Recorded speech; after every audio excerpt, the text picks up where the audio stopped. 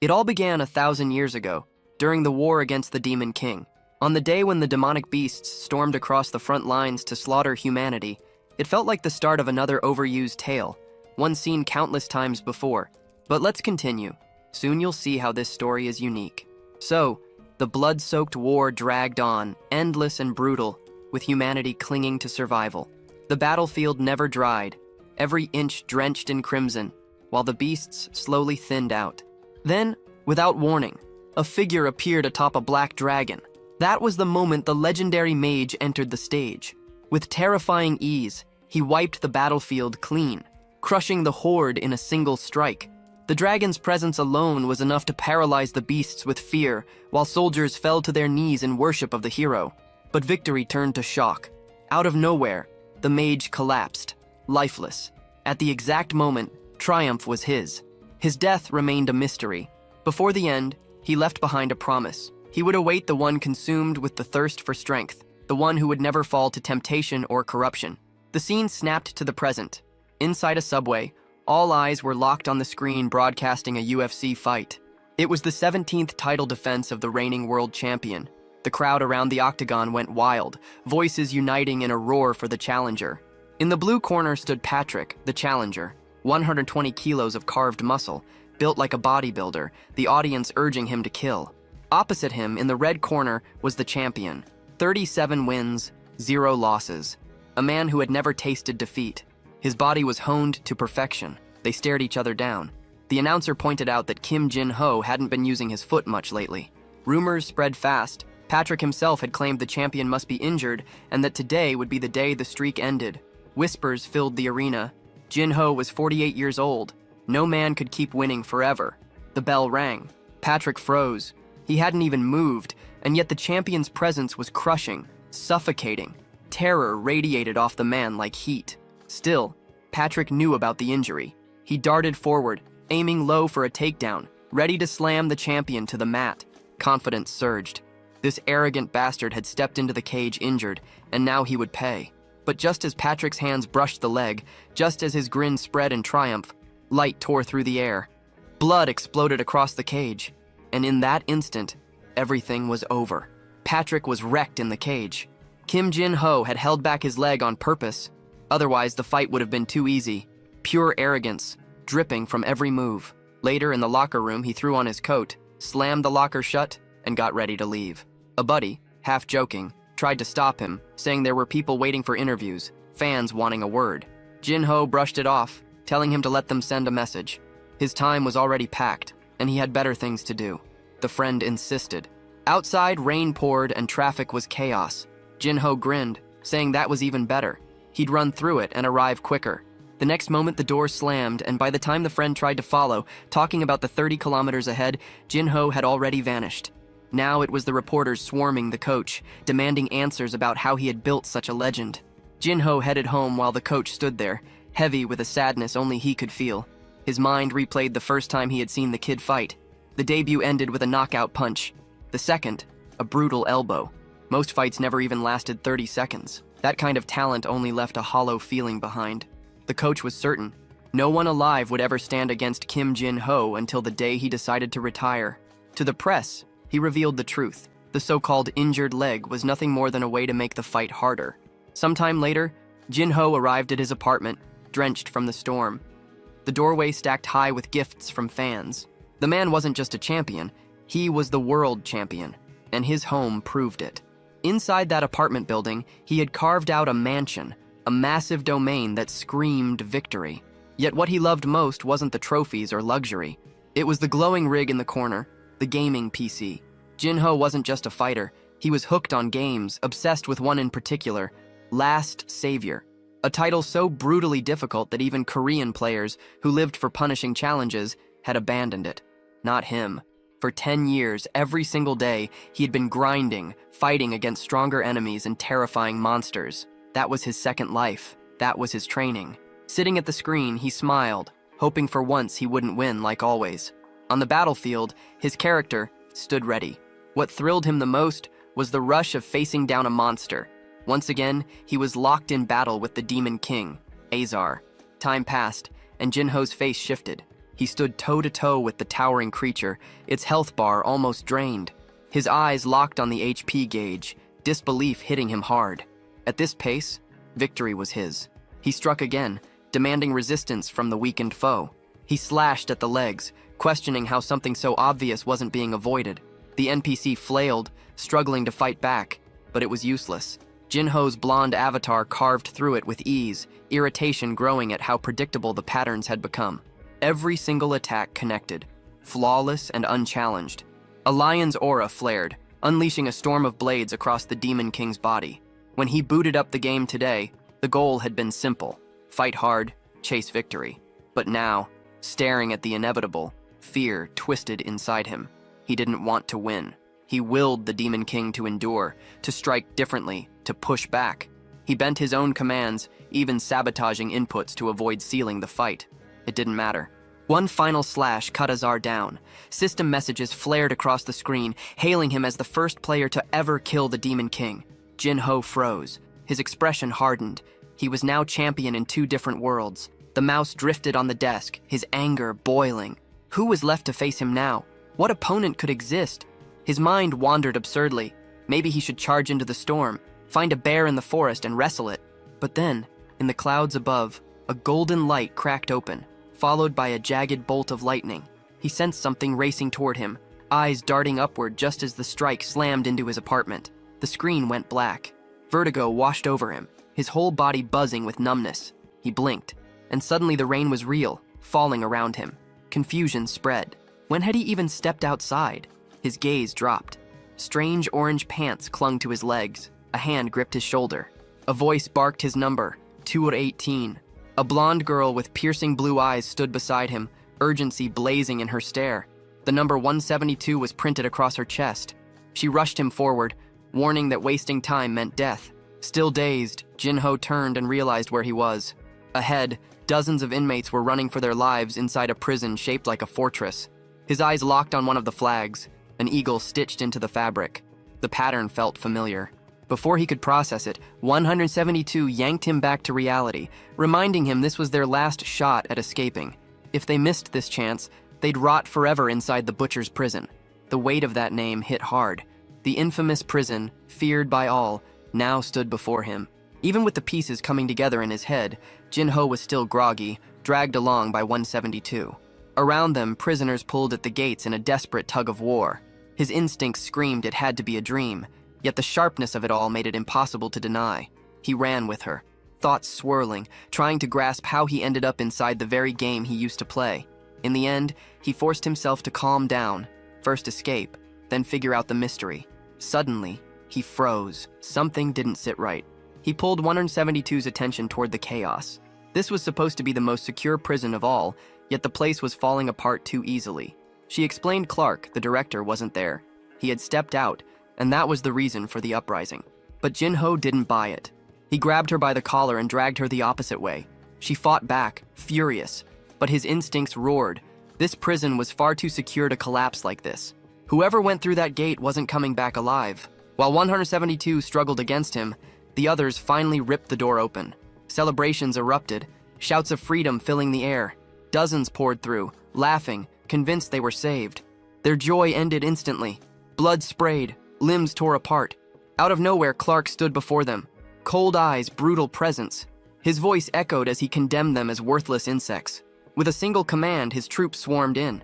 172's face twisted with shock, questioning his sudden appearance. Jinho didn't hesitate. This was a setup from the start. Panic exploded.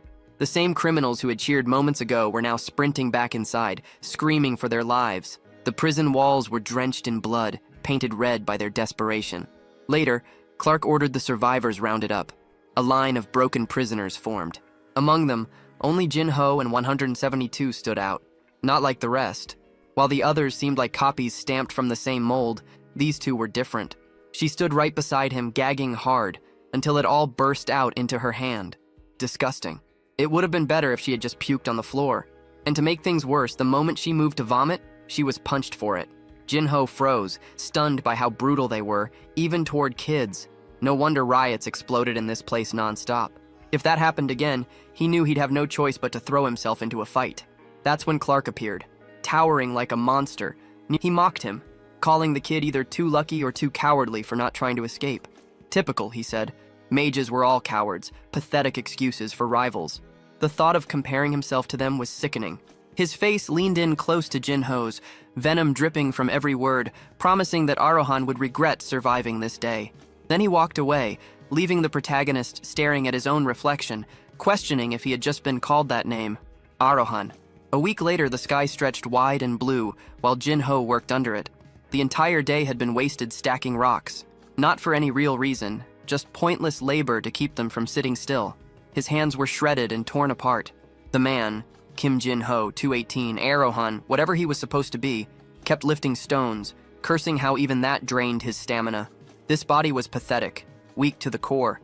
They had labeled him a mage, but when he tried magic, nothing happened. It was a complete failure. It didn't add up.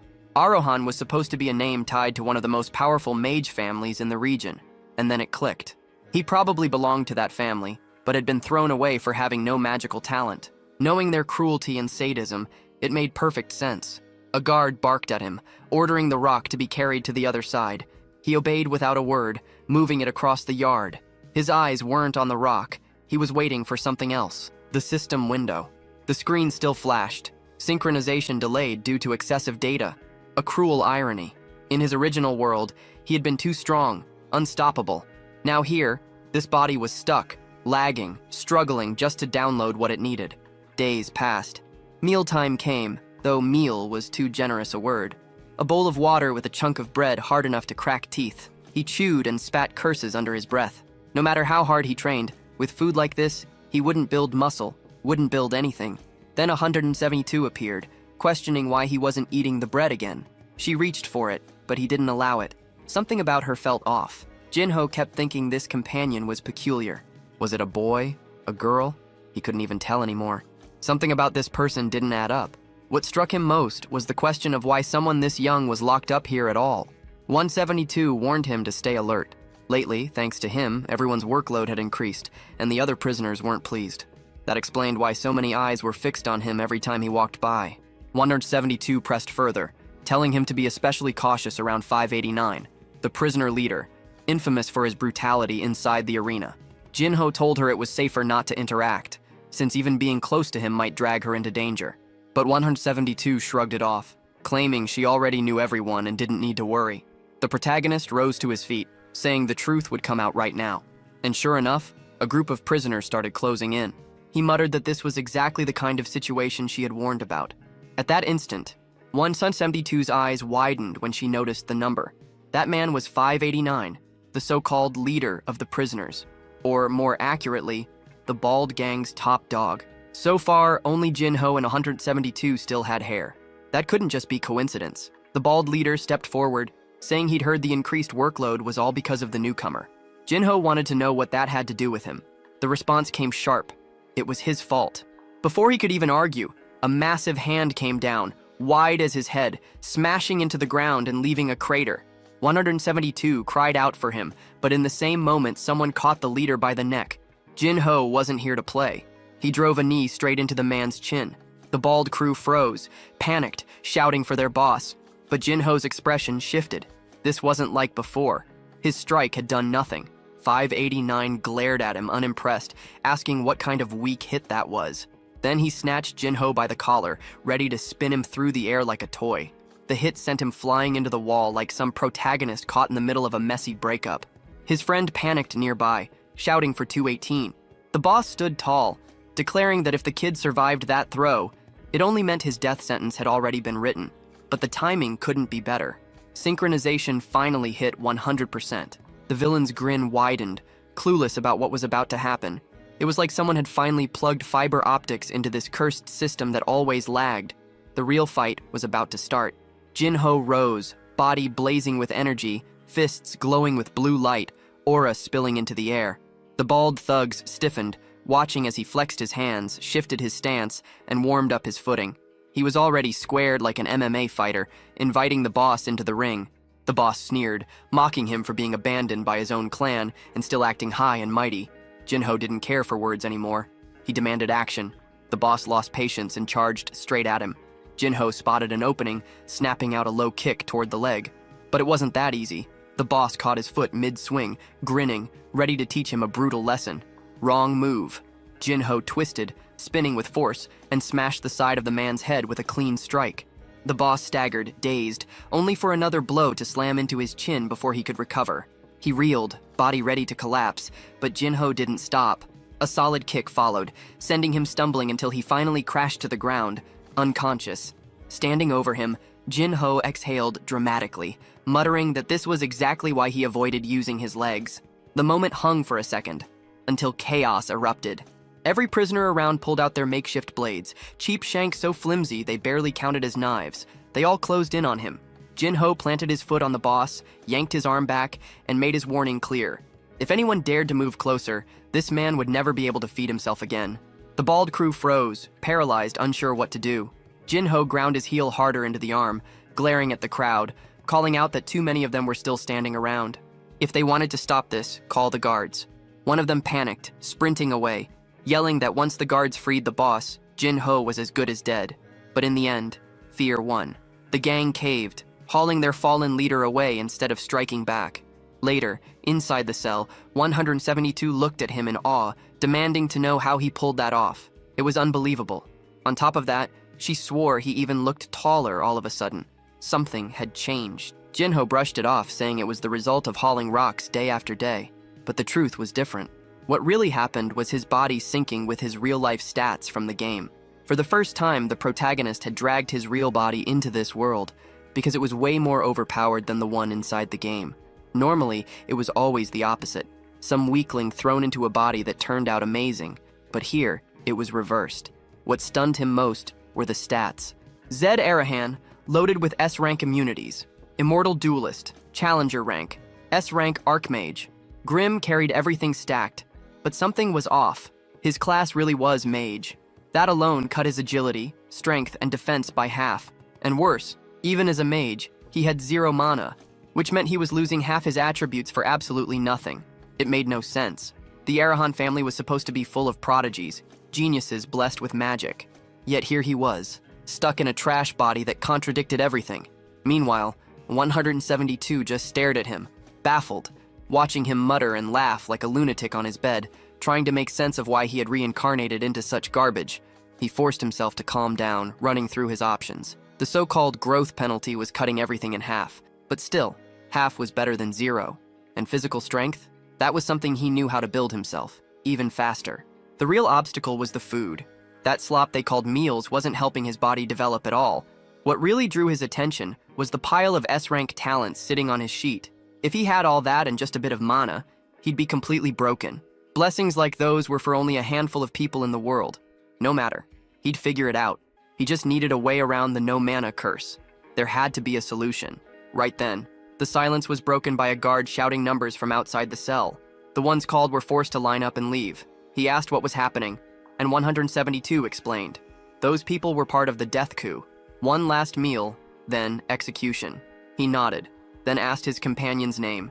To his surprise, the answer was Ryu, a friend after all. The protagonist introduced himself as Zed Arahan. Zed asked if Ryu planned on staying in prison long. Ryu answered casually that he'd be escaping soon. Zed wanted to know how. The answer was simple. The guard in front carried the key. Zed figured Ryu was planning to steal the key, but Ryu shut that idea down fast. The man guarding it might be retired, but he was still a 5-circle knight. And Clark wasn't just any knight. He was the embodiment of everything that despised mages. In the world of Last Savior, knights and mages had always hated each other, and Clark carried that hatred like a badge. Now Zed had a bigger problem. How the hell was he supposed to escape a prison locked down by a 5-circle warrior? But Ryu brushed it off, saying the trick wasn't strength, it was subtlety. Just steal it without Clark ever noticing. For someone raised on the streets, that wasn't impossible. The issue was Clark himself. The man was too sharp, too alert, and so far no opening had ever appeared. Zed grinned. For the first time, he could actually see a path forward. The next morning, work began again. A guard announced new orders. By command of the boss, the prisoners would be hauling even more rocks than usual. Complaints broke out immediately. The inmates shouted it was impossible, that they'd all die if it kept up. The guard silenced one with a blade pressed to his throat. Another bald prisoner stepped up, demanding to know why they were being worked to death. There was no reason for it. The guard's smirk said everything. He told them they already knew whose fault it was. All eyes turned toward Zed. Then, with a fake cough, the guard walked away, promising to return soon. 172 warned him. It was obvious. They were setting him up, feeding him to the mob. Zed had already noticed something off about these so-called knights. They weren't following any real code of honor. Their behavior was closer to thugs in uniform. Ryu slipped out quietly, refusing to get involved. But judging by his look, he had some kind of plan. He swore he wouldn't let Zed die here. Meanwhile, the prisoners came to the same conclusion. The work would only get easier if Zed was gone. The protagonist smirked. So be it. An unavoidable fight. The first thug charged, only to be met with a crushing knee to the chin. His body dropped hard, a heavy thud against the ground. The others froze, suddenly unsure. Who was next? Who had the guts to rush him now? Zed taunted them, daring the whole crowd to come at him together. The second wave surged forward, and the first to reach him caught a hammering blow straight to the skull. He collapsed instantly. Zed didn't stop. Elbows flew, fists smashed, bones cracked. And through it all, his rage boiled. These idiots kept coming one by one, lining up for slaughter instead of storming him all at once. Another one dropped to the ground, and Zed muttered that these guys had no bite. The moment he caught a glimpse of movement, he ducked low, barely slipping past a strike. He answered with another knee, headbutts, fists flying, chaos everywhere, a full-on brawl. From a distance, Ryu watched in shock. Bodies piled up in Zed's wake, and he realized he had never known his friend was this strong. Right then, someone beside Ryu whispered for him to follow. Meanwhile, Zed drove his boot into another stomach, sending the guy crashing down. As expected, the thugs pulled out those tiny knives again, barely 3 centimeters, but dangerous enough. Zed smashed one straight in the face, daring the next wave to hit harder. And now he was enjoying it. This was his element. His whole life had been built around fighting, and nothing thrilled him more than standing at the edge of death. The rush of slipping past a strike that could have ended him. That was his addiction. It was why he lived for the game, why martial arts consumed him. Another chin cracked under his fist. Another neck rattled beneath his blows. He looked unhinged, completely wild. Then, suddenly, a heavy foot landed on his back, someone roaring his name. Zed Arahan. A pale, twitchy kid grabbed Ryu and threatened his life. Ryu struggled, biting, thrashing, but held tight. The lunatic promised that Ryu's death by a 2-circle knife wouldn't even be shameful. He lunged forward, but Zed slipped away, vanishing before the strike could touch him. The attacker froze, confused, swearing he had disappeared. His head whipped to the side, and there Zed stood, already talking casually with Ryu like nothing happened. The pale freak demanded to know what magic that was. Zed's smirk answered, "No magic, just pure movement." His body shifted smooth as a dancer, then snapped with brutal precision, slamming a perfect strike into the neck. The pale kid skidded across the ground, dragged like trash. That was when Clark arrived, calling for number 218, demanding an explanation.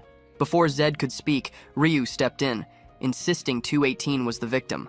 He explained he'd been taken hostage, and Zed had saved him. Clark's eyes swept over the floor littered with unconscious inmates. His jaw tightened, fury simmering, annoyed that his men kept ending up as nothing more than punching bags. Clark's eyes narrowed, and he demanded to ask Zed something, whether he had been using mana. Zed, barely interested, shrugged it off with a half-hearted maybe. In response, Clark unleashed his aura. The pressure hit instantly.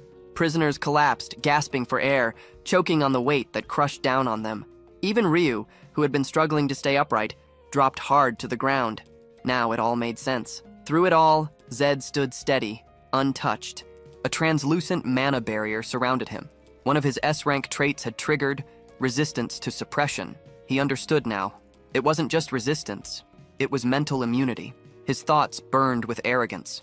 Of course this was the case. He had reached the peak on Earth, 27 straight wins at the highest level of the world. No average thug from this place could ever make him tremble. Clark, however, was losing it. He couldn't stand seeing the kid still on his feet. His fury boiled over. How the hell was a bastard with no mana resisting his aura? He poured even more into it, pressing harder, the force growing so suffocating it was on the edge of breaking everything around them. But S-rank suppression resistance was absolute. Zed didn't budge. He stood calm, one hand on his hip, unfazed, as if the crushing pressure didn't even exist. Clark's face twisted. None of it made sense. The guards begged him to stop, warning that at this rate the whole place would die. Finally, Clark cut the aura. His glare locked onto Zed, voice sharp. He told the boy to calm himself or he'd slit his throat at any second. With one last murderous stare, he turned away, ordering everyone back to work. But Zed wasn't done. He called out, demanding Clark stop. He had something to say. He declared he was done with the endless rock stacking, finished with being ambushed by every prisoner thrown his way, and because of that, he was planning to settle it once and for all. Ryu stared at him like he'd lost his mind, asking what the hell he was talking about. Zed grinned. He wanted to join death row. Clark froze, questioning if he even understood the weight of what he was saying. It wasn't a choice he could take back. Zed didn't flinch. He told Clark to record it in a crystal ball if he wanted. His decision wasn't changing. Clark smirked coldly. Perfect. He ordered a registration item to be brought, and right away Zed added one more thing. Since he was now on death row, he wanted to claim his last meal, a birdie steak. The portion was massive, enough to fill him completely. The guards' faces gave it away. It was absurdly expensive. They muttered it was madness. That steak, top quality, came only from the Southern Empire. In the game, it was one of the rarest consumables. A dish so rich it could restore strength even drained by age. Some warriors had eaten it mid-battle, turning the tide with the buff it gave, winning fights they should have lost. But Zed didn't look like he just wanted a taste. He told Clark it was only fair, considering the family he came from and the value of his life, and he warned. He knew exactly what the real thing was like. If they tried to trick him, the deal was void.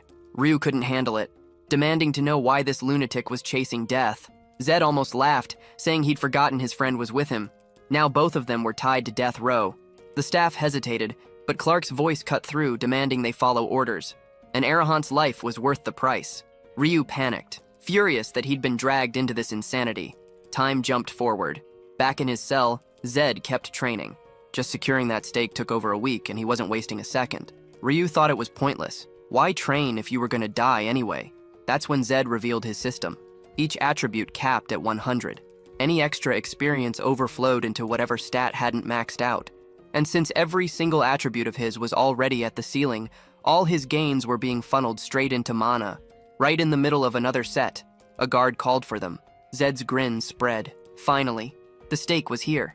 The meal arrived, an extremely rare slab, golden seared, dripping juices. The moment Ryu took a bite, tears welled in his eyes. He'd never eaten anything so good in his life. Zed reminded him not to forget who made it possible. As he ate, Zed could feel his body shifting. Negative status effects were being peeled away, bit by bit. Experience that had been blocked started to flow in. Elsewhere, in Clark's chamber, someone entered with the report. The banquet had begun. Clark smirked, ordering no one to disturb them. But his mind wasn't at ease. That day still gnawed at him. The boy hadn't resisted, and yet, Clark had felt something he couldn't explain. It was as if his magic failed to connect. Even retired, Clark was still a 5-circle knight. A young mage without mana should never have been capable of resisting that. Something had gone wrong that day, something beyond his grasp. But this time, he was certain he'd get the truth. His eyes lingered on the bracelet. The humiliation about to come would be 100 times worse. Not long after, the banquet ended. Both Zed and Ryu were stuffed. Ryu muttered that he was ready for death, but Zed wasn't. His body buzzed with energy, brimming with strength, the same rush he felt after a day of pounding the sandbag. The door creaked open. He turned, already announcing their arrival, already mocking Clark, asking what came next, now that every bite had been devoured. Clark began to speak, but Zed cut him down, telling him to wipe that sad smile. Disappointment was all he should feel. There wasn't even a crumb left. Clark's fury simmered. He spat that this brat thought too highly of himself, clinging to his bloodline. Still, he gripped Zed's shoulder, promising agony would follow. A bitter image formed. 40 years old, straining to handle a teenager. The truth spilled out. Clark's real goal was to exploit the presence of an Arrowhan. Any scrap of knowledge about that family was worth a fortune. He activated the bracelet. Zed felt it immediately. The man himself was a magical tool. Clark sneered, demanding what he thought of that sensation. Zed didn't flinch. He stood still, completely untouched. Ryu crumbled, nearly unconscious, collapsing to the side. Zed told Clark to behave better. Clark snapped, slamming both hands onto his shoulders, pouring in all his force. Nothing. Zed simply patted his hand away, unfazed. And just like that, the fight was set. Zed warned him. He should have killed properly if he meant it, instead of whining like a child. Clark twisted in rage, unable to comprehend why the artifact failed. The only explanation would be if the boy had a higher magical circle, but his age made that impossible, which left one option: Arohan bloodline, a natural counter.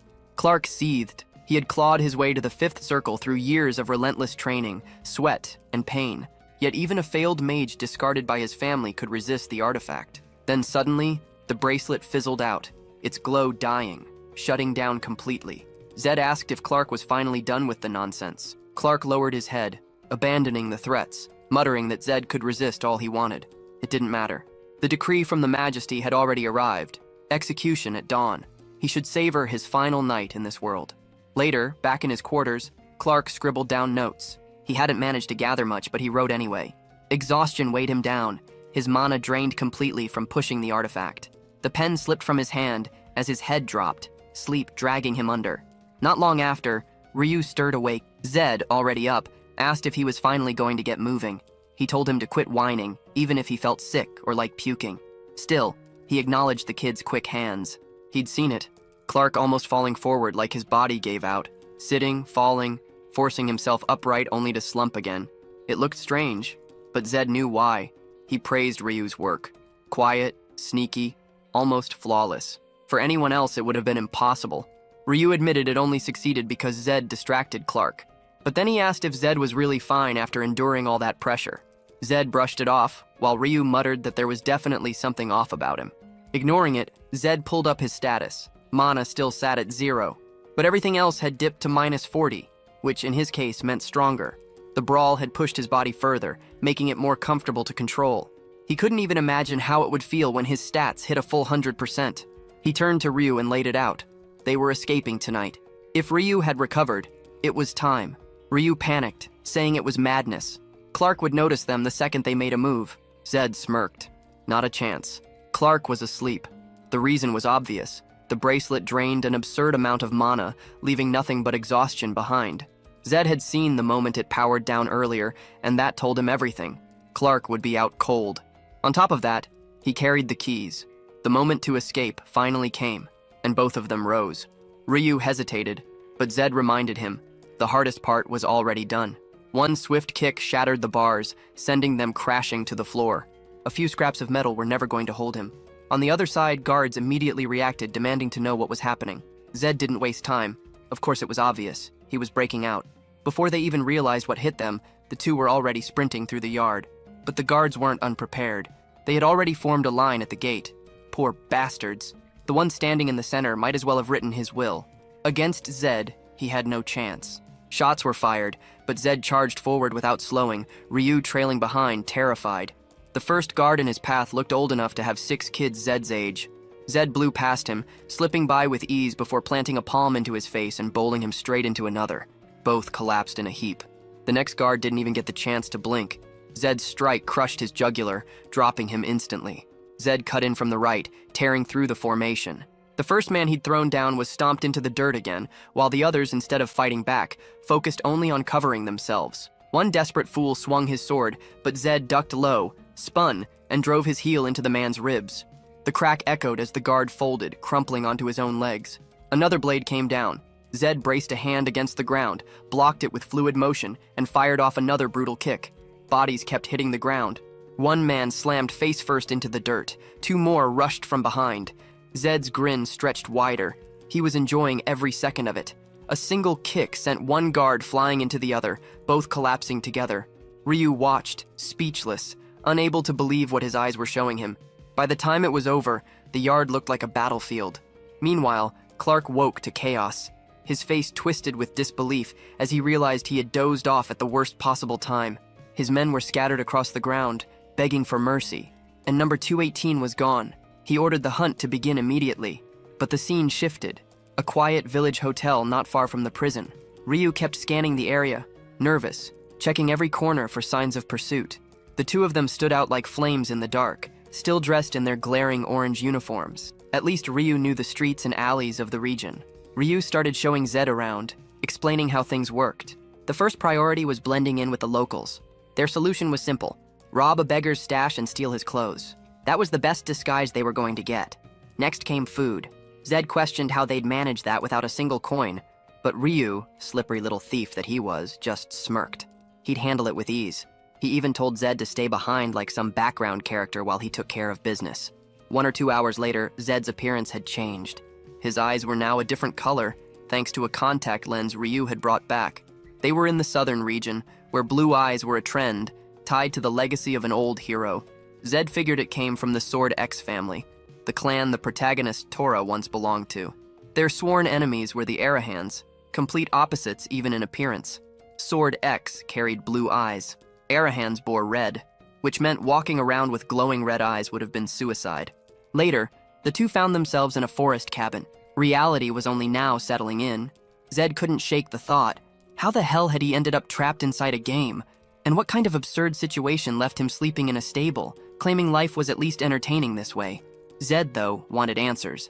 Why was this lunatic always stuck to him like glue? Why did he keep calling him a side character, like it was some kind of running joke?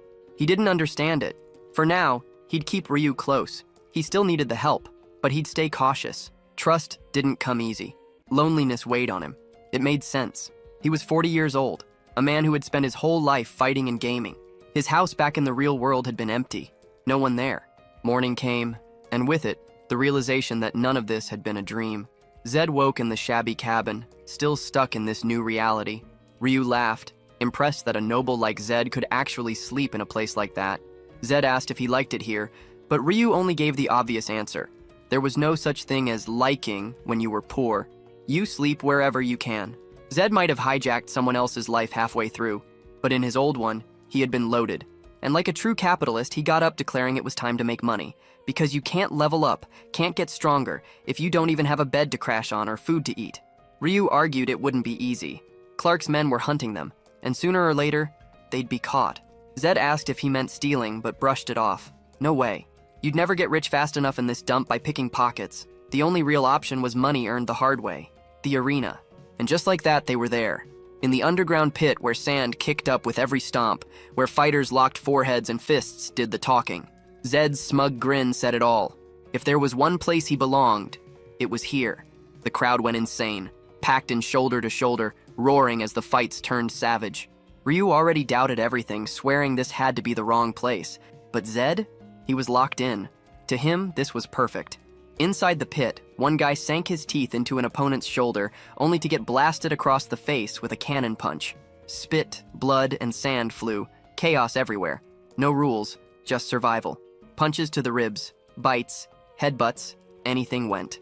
The audience loved it. Ryu looked horrified, but Zed cheered like a man possessed. The fights were sharper than he'd expected. He thought he'd see nothing but amateurs, but these brawlers actually had skill. Then came the monster. Walmart Ujiro Hanma barreling in, fists swinging. He hammered the big guy with a clean shot, then strung together a brutal combo that left the man broken. Ryu panicked, shouting at Zed to rethink this madness, but when he turned, Zed was gone. The audience erupted in confusion. The beast of a fighter stood with blood on his hands, only for the crowd to gasp. Zed stood there gripping his opponent's arm, calm, cold, telling him to ease up. The brute froze, thrown off balance, unsure what he was facing. Ryu thought his friend had lost his mind, and the women in the stands screamed at the referee, asking if he'd been paid to just let someone die out there. Ujiro tore his arm free from Zed's grip, demanding to know if this brat was some noble with a death wish. But Zed denied it flatly. His look alone should have been enough. He was nothing but a street rat. The crowd erupted, jeering, demanding Ujiro crush the kid who had dared to interrupt the fight.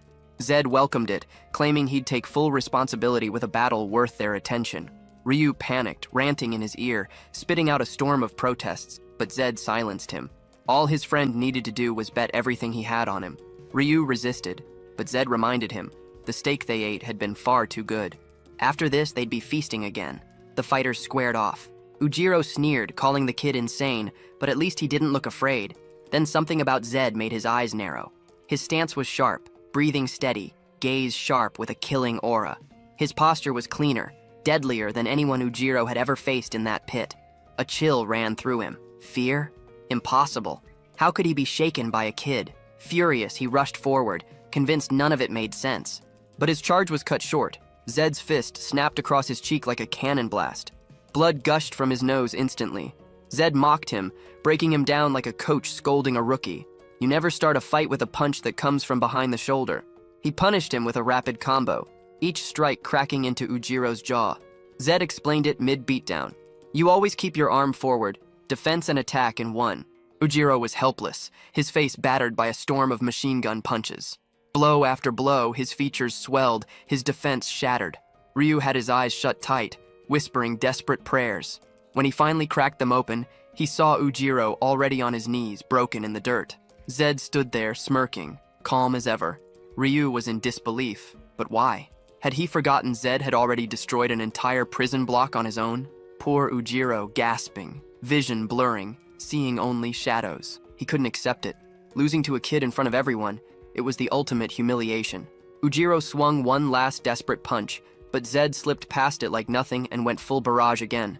A clean final strike cracked across the pit, dropping him flat on his back. Zed didn't waste time. He turned to the referee, demanding the match be called. He'd already won, but this was a betting house. The ref knew if he announced Zed the winner, the crowd would riot. Still, he had no choice. Ujiro wasn't moving. The call was made. Zed, the victor. Zed brushed it off, saying the fight wasn't even a warm-up. Later, with a bag of coins in hand, he scowled. It was too light. He asked why there was so little when 60 people had bet against him, and only one had bet in his favor. The bookie swore the math was right. The payout followed the system exactly. Zed pressed harder. With that kind of betting pool, the prize should have been massive. He called Ryu over, and one look at his face told the truth. He hadn't bet everything. Before Zed could rip into him, someone new appeared. Tall, long blue hair flowing, draped in a red dress. She had presence, that much was clear. But her face, pure villain, trouble written all over it. She stepped closer, saying she wanted a chat. Zed brushed her off, asking who she even was. She smirked, claiming it was obvious this was his first time here if he didn't know her. She introduced herself as Herna, the owner of the arena. But Zed wasn't interested. He walked right past, saying it was good to know, but he wasn't here for conversation. Ryu's gut twisted. This wasn't going to end well. Sure enough, two giants stepped forward, blocking Zed's path like a living wall, iron jaws, shoulders like boulders. Zed tilted his head up, unfazed, warning them flatly that if they didn't move, they'd all end up on the ground. The guards exchanged confused looks, thinking the kid had completely lost it. And from behind, Herna's voice cut in. The warrior Zed had just beaten. He wasn't some local brawler. He had been brought in straight from the big city. He needed to understand the weight of her words. She would let him walk away today, but the next time, it would be on her terms, somewhere far less forgiving, dangerous. That woman played with fire, and Zed knew it. She liked strong men, and that alone made her even more of a threat. But somehow, he slipped away untouched. The next day, the two sat inside a bar. Ryu looked drained, glaring at Zed, calling him insane for standing so boldly in front of that woman. Didn't he realize? She controlled everything in that arena. Zed brushed it off, calling her nothing more than an old fox obsessed with money. Ryu admitted he was right. She was known as the Fox, and getting close to Zed had probably been her attempt to squeeze some advantage out of him. It wasn't the first time Zed had been branded a genius. Back in his rise, once the wins started stacking and his name began spreading, he was bombarded with offers, contracts, promises, endless deals. Naive at the time, he'd been scammed more than once. But by luck, he'd found a manager who had made him a world champion. Those experiences carved the truth deep into him. At the top, the only ones who survived were those who knew when to bite back. He'd called her an old fox for her wisdom. Soon, they'd see which of them was truly wiser. The meal they ordered finally arrived. Expensive meat, finely served. Ryu was ready to devour it instantly, but Zed stopped him. Something was off. The quality was nowhere near what they had ordered. No way it was that ultra-rare birdie steak. If it was, it wouldn't be available to every drunk sitting in that bar. Ryu waved it off, claiming food was food. Once in the stomach, it didn't matter. Zed didn't budge. If they paid for a birdie steak, then they'd damn well get one. He waved down a waiter. The man snapped at him, saying if he wanted to complain, he should leave, because no one wanted him around. Zed ignored him completely, stating flatly the steak was fake and they'd better bring the real one before talking back to him. The waiter scoffed, calling him crazy. Zed demanded to see the boss. That sealed it. The waiter thought the street rat had lost his mind, but he smirked anyway, saying fine, if he really wanted to meet the boss, then follow. The path, of course, led nowhere good. Inside the office sat a fat man surrounded by thugs, knives already raised and aimed at the door. The boss asked if Zed was the customer causing all the trouble. Zed answered that the real troublemakers were the ones selling fake goods in this dump. The fat man waved a hand, sending his first thug forward, saying the kid didn't understand the mess he'd walked into. but Zed was already smiling. Another fight. Another bit of fun. The bar's thugs rushed him, poor fools. Every one of them ended up the same. Faces smashed, bones snapped. One had his arm twisted and broken. Another dropped from a strike to the neck. Another flipped flat on his back after a clean counter. The fat boss, who had been laughing at first, quickly realized the tide had shifted. His men were scattered across the floor, broken and groaning, while Zed stood alone in the center, untouched. Ryu shouted a warning. This was the same kid who had dropped Walmart Ujiro. The boss froze. He'd heard whispers about that fight, but thought it was nothing more than rumor. Navi asked what Zed wanted. Zed laid it out clear. First, they'd return the money he had paid. Second, they'd cover the cost of the steak at the proper price of a real birdie steak. The fat man roared, calling them nothing but crooks. But the deal was made. Later, Ryu collapsed onto a soft bed, grinning like a fool, saying he'd never slept anywhere this comfortable. He rolled over, praising Zed as expected of someone from a powerful, noble family. Zed answered simply, "Negotiation was easy when you had power." Another night passed. As usual, Ryu had that strange look on his face in the dark. Out of nowhere, he sat up and called for Zed, asking if he was ready. Zed didn't answer, so Ryu left. But Zed was wide awake, watching him go, having seen everything. Days later, Ryu barged into the room, complaining he was starving, asking when they were heading out to eat. Zed, as always, had been training non-stop. Ryu asked how he never took a single break. Zed stood, pulling up his stats. Unfortunately, they weren't moving anymore. No matter how much he trained, mana remained locked at 0. He figured maybe it was because he was pushing from nothing to 1. The hardest part was dragging on. It was taking longer than expected. Zed turned to Ryu, announcing training was done. Time to get a steak for breakfast. 3 days had passed since their last visit, enough time for the staff to recover. Last time, they had devoured 10 portions, leaving the place in such a mess the workers ended up paying them instead. Zed asked how many coins were left. Ryu admitted they were almost broke, claiming the cost of living in the city was insane. Zed nodded, but inside he knew better. This was a game he had played for 10 years. He understood the economy here. 50 gold coins. That was their earnings. Not the kind of fortune that should vanish in just a few days. Maybe Ryu thought he was stupid, just some naive noble with no clue how the world worked. But Zed wasn't blind. Was it greed? Was he hiding something? Or maybe some addiction eating away at their stash? For now, he decided to play along, acting like he hadn't noticed. Ryu hadn't shown any signs of betrayal yet, but sooner or later he'd figure it out. At the bar, one of the men cracked the door open, reporting to the boss that the two had arrived. This time, they had a plan. Orders were given, get everyone ready. The moment Zed stepped inside, he was welcomed with a candlelit banquet. The waiter greeted him warmly, urging him to feel at home. Too warm, too fake. Zed's instincts screamed, why the sudden hospitality? His eyes scanned the room. No assassins hidden in the shadows. The restaurant looked normal, just like always. Then Ryu broke his focus, wrapping meat and lettuce together and offering it to him. Zed grabbed his hand, agreeing to eat, but keeping his guard up, eyes sweeping the room. The instant he bit down, he felt it. Something was off. He barked for Ryu to spit it out. Ryu spat immediately, panicked, demanding to know what poison trick this was. Zed analyzed calmly. The dose was small, not lethal, but no question about it. Something was happening behind the scenes. Zed pulled up his status screen and instantly understood why the staff had been so friendly. Absolute poison resistance. The trick had no effect on him. Still, he knew the truth. If he kept eating endlessly, eventually even that wouldn't save him. Ryu pressed him, asking if he was really sure it was poison. He hadn't smelled anything, hadn't noticed a thing. So why couldn't they eat? Zed brushed it off, saying it was because he was an Arohan, a deflection. Ryu snapped, angry at the arrogance. So that was it. His noble blood made him untouchable. The smile that crept across Zed's face was sharp. Time to make these bastards pay for trying something like that. Not long after, the boss arrived, furious, demanding to know what they wanted with him. Zed sat calmly at the back of the table, saying he was only curious and had questions. The boss's eyes darted to the empty plates. They'd eaten everything. The poison should be tearing them apart by now. The boss cut him off, saying he wasn't here to answer anything. He wouldn't waste words on brats trying to shake him down. Zed leaned forward, telling him he was the one misunderstanding the situation. He told Ryu to pass over some food so they could talk properly. Ryu, reluctant, handed over a meat roll he'd been holding for nearly an hour. The fat man just stood there, confused, demanding to know why they'd offer something like that. Zed told him it was a peace offering. If he ate, then he'd accept whatever terms came after. The boss snarled that he had no interest in peace. He wouldn't bow to a kid. Zed pressed harder. Maybe the man just enjoyed giving away his money, or maybe there was another reason he wouldn't touch the food, like the fact that it was poisoned. The fat man stammered, unable to answer. Zed slammed his foot into the table, flipping it. Meat scattered across the floor. His voice cut through the room. He'd been merciful up until now. But if this trash wanted to suffer, he'd give him plenty. The boss, sweating, smacked the wall, insisting there was no poison. He demanded proof. If they could show it, he'd admit it. Zed reached to his face, peeled out the contact lens, and revealed the truth. The red glow of an Arohan.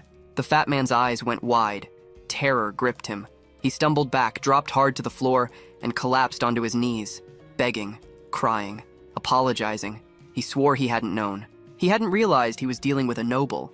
The desperation bled from his voice as he pleaded, asking why someone from a house like that was out here, pretending to be a beggar. In that instant, Zed understood something crucial. The Arohan name carried far more weight than he had ever imagined. He asked the fat man if he would obey anything he commanded.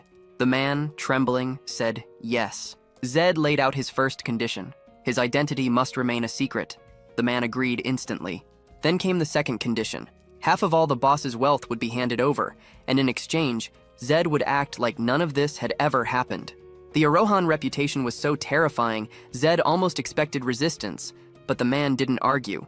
No hesitation. He rushed out, vowing to bring the money quickly before the boy could change his mind. Zed slid the lenses back over his eyes. Ryu smirked, praising him, saying the Arohan name alone had crushed the man into submission. But Zed warned this would be their last night in the city. Before the thought could settle, someone else walked in. Arms crossed, eyes sharp, Herna. She claimed it was good to finally meet again. She praised him, saying he was even more impressive than she had expected. Zed froze. Did she know? Had she discovered his Arohan bloodline? For a second, it made sense, until he noticed the fat man shaking his head in denial, clearly terrified of revealing it, which meant Herna's information had probably come from the prison. If the boss realized Zed was just an abandoned Arohan, their deal would collapse. He had to end this quickly. He agreed to a private talk with her. Sitting across the table, he asked why she was here, why she was after him. Herna tilted her head and told him he was mistaken again. She hadn't come for him. She was there for a client. That was when Zed realized. The client was Ryu. Ryu apologized, admitting what he had done. Herna said she was sorry as well, but her side of the deal hadn't been completed yet. Ryu exploded, furious, saying that wasn't what they had agreed on, that he had already paid a fortune. But Herna shut him down, saying it was impossible. The person he wanted had been gone for too long. Alive or dead, nobody knew. Zed finally pieced it together. The real situation was clear now. He told her things would be handled differently. If she wanted to negotiate, then she would be negotiating with both of them. In short, Zed agreed to help Herna, but only if she solved Ryu's problem first. Herna thanked him, saying her request was simple. All she wanted was for him to fight Walmart Ujiro again. Ryu immediately called it a trap, but Zed didn't hesitate. He accepted on the spot. Herna, with that lip filler smile, promised she'd keep her word. Later, the two walked through the streets. Ryu carried a small pouch of coins, his face dark. Zed asked why he looked like that. They'd made plenty of money. Ryu admitted he was sorry. He hadn't wanted to keep things hidden. Since Herna knew the city and everyone passing through, he thought she could be a good lead, but he should have told Zed before making the deal. Zed told him it was fine. He'd known from the start Ryu was stealing money. That stunned Ryu, but Zed added that he'd only just figured out the money was going straight to Herna. Ryu demanded to know why he hadn't said anything. Zed shrugged, because he didn't care. The help Ryu had given him was worth more than those coins. But he warned him, he wasn't the type to let things slide forever. From now on, there would be no more secrets. No matter where he came from, Ryu couldn't act like trash. He apologized, swearing he'd never do it again. Even so, he begged Zed not to take the fight. They could just grab the money and disappear. Zed asked how he expected to find his brother if they ran. Ryu's voice broke. He already knew. Herna was going to scam them again. Zed thought about it. Ryu wasn't an idiot. His choice to go to Herna meant he was desperate. He knew it was a bad deal. He knew the odds were low, but he had no other way. And Herna? She was the kind of predator who thrived on desperate kids like him, bleeding them dry, then tossing them aside. Zed admitted he'd thought about running too, but he changed his mind. Ryu begged him to quit while he could. He trusted Zed's skill now, but Herna would definitely rig the match. No doubt. Zed only smirked. That was exactly why he wanted the fight. Nothing felt better than clearing trash from his path. He was certain Herna had gone all out, stacking every cheat, every dirty trick just to make him lose, which made it perfect. Back in the prison, the hunt was still on. Clark's men hadn't stopped searching. One soldier stepped forward, reporting that every unit was ready. Clark slammed the table, roaring that this time they'd finish it. The rat who had been hiding under their noses would die today. From this day on, that damned Arohan would not leave alive.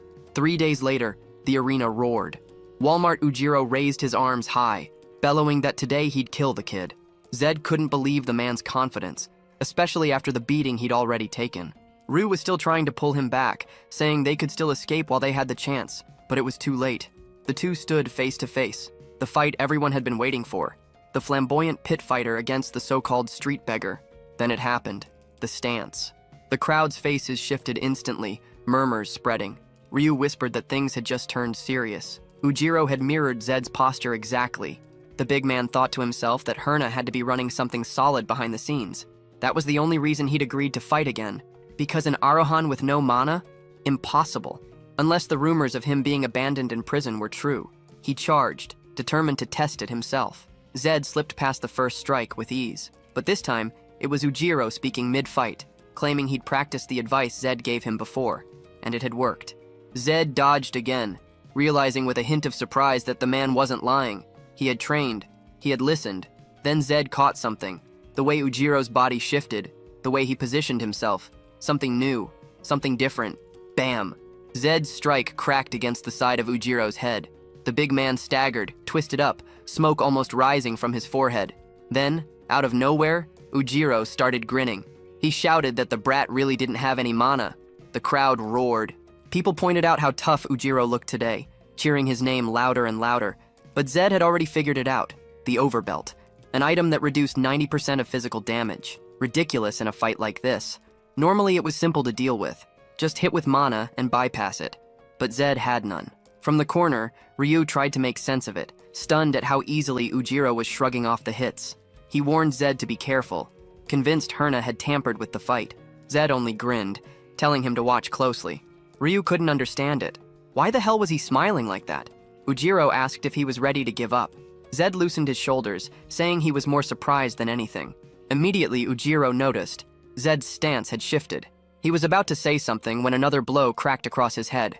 Even with the belt's 90% resistance, his ear was already purple, necrosis setting in. Then came a crushing kick to the gut. Ujiro stumbled back, confusion in his eyes. How the hell was he taking real damage through the belt? Zed's grin stretched wider. This was rare. A fight where he could cut loose, use every ounce of strength without ending it in seconds. In the ring, any time he fought at full force, his opponent was out cold in less than a minute. He'd never had the chance to go all out, until now. And in front of him was a man still standing after all those kicks. Zed couldn't help himself. He wanted to hit him again, just to feel it.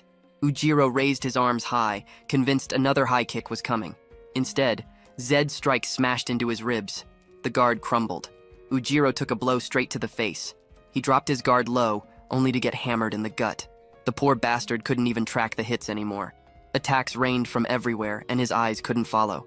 He was done. He couldn't even see the fight. Zed barked at him not to collapse, and as Ujiro tried to mutter that he gave up, Zed cracked his chin again. The crowd went silent, stunned, as Zed tore the belt clean off. The artifact shattered on the ground. A chill ran down Ujiro's spine as he dropped to his knees. Zed demanded to know why he wasn't standing back up. Ujiro opened his mouth to apologize, ready to surrender again, but Zed didn't let him. Another strike smashed across his face. For Zed, it still wasn't enough. Then Ujiro noticed something terrifying. Zed's contact lens fractured, splitting apart, and the red eye underneath burned through. His lips tried to form the word Arohan, but his body gave out, collapsing backward unconscious. And right then, Zed felt it. Something alien surging inside his chest, flooding through his veins like fire. He snapped open his system window. Mana, from 0 to 1. It was small, but to him it felt massive, better than expected. Because with an S-rank Archmage trait, even 1 point meant everything. But something else hit him. Silence. The arena, packed with thousands, had gone dead quiet. Ryu rushed over, panicked, demanding why he'd removed the lenses. Zed pointed at himself, asking if they could see his eye. Ryu shouted back, of course they could, and worse, it wasn't just red. It glowed, brighter than before. The stands erupted. Voices screamed, the name echoing. There was no mistaking it. The crowd bolted in every direction, fleeing, shouting the same words. Anyone who met those eyes would die. What the hell had his family done to this world? Just a glimpse of the eye color was enough to make thousands panic like they'd seen death itself. Not even the cursed Sharingan from old legends carried that kind of fear. Zed knew better than to stick around. He dashed off, calling for Ryu, knowing the guards would arrive any second. Meanwhile, Herna seethed in the stands, furious. She cursed herself for ever trusting that rat from the prison. She rose, swearing she'd take care of Zed personally. The rage burned hotter when she realized just how much money she'd lost. Right man hadn't come cheap. That belt alone was worth over 200 gold coins, now nothing but shards. Add it all up, and Herna knew the brat had already cost her nearly 2,000 coins. She screamed in fury, clutching her face, spitting curses that she should have killed him from the start instead of playing games. Meanwhile, Zed and Ryu were already moving to slip out of the city. The streets crawled with guards, so every step was a risk. Later, Ryu popped out of a barrel, asking if things had calmed down. He told Zed to stay hidden while he fetched a carriage. But before he could leave, a man with orange hair appeared, saying Hermes had sent him. She had information Ryu wanted, and he needed to speak with her. And besides, no carriages would be leaving the city tonight. It looked like the perfect chance to run, but instead, the two turned back toward the storm. Another meeting with the lunatic woman. Ryu muttered it was insane, but Zed had already decided if they didn't settle this now, the problem would stalk them forever. Time to end it. And sure enough, when they arrived, Herna was waiting, guards at her back. Clark was there too, twisted grin plastered under that ugly mustache, convinced victory was already his. Clark sneered that if scum like them really had stolen a key and escaped, they wouldn't walk away alive. Herna mocked him, calling him an idiot. If he'd sided with her earlier, things wouldn't have spiraled this far. Zed shot back that even if he could turn back time, he wouldn't change his choice. And one thing was certain, he wasn't planning to die quietly. Clark drew his sword, aura flaring, and declared Zed Arahan would be executed on the spot. No one would interfere. Zed told Ryu to stay out of it. Clark laughed, calling it pathetic. A mage who thought he had a chance against him. Brave, maybe, but delusional. Zed replied he had a 50% chance of winning. It wasn't arrogance. It was the mental game he always played. Against someone stronger, he believed in that 50%, so he'd never give up. Against someone weaker, it kept him cautious, never careless. To him, every fight was the same, 50-50. Either he won, or he didn't. Clark coated his blade in glowing aura, snarling that the brat's confidence stretched to the very end. Clark's aura swelled, ripping through the air as he warned that the brat would die confident, no matter what. Then he lunged, shouting Zed Arahan's name, blade drawn, roaring for him to die. Zed didn't flinch. That was exactly what he wanted. He wasn't asking for much, just a real chance to gamble with his life, to embrace the possibility of losing. And in that instant, he became the challenger again. The mark of the S-rank determined challenger ignited. His expression shifted, the system triggered, and every attribute surged by 10. Clark's blade tore downward, the ground erupted in a violent purple blast, and dust consumed the arena. A crater split open in front of Clark, his blade buried deep into the earth. He stood there silently scanning the smoke, but the boy wasn't there.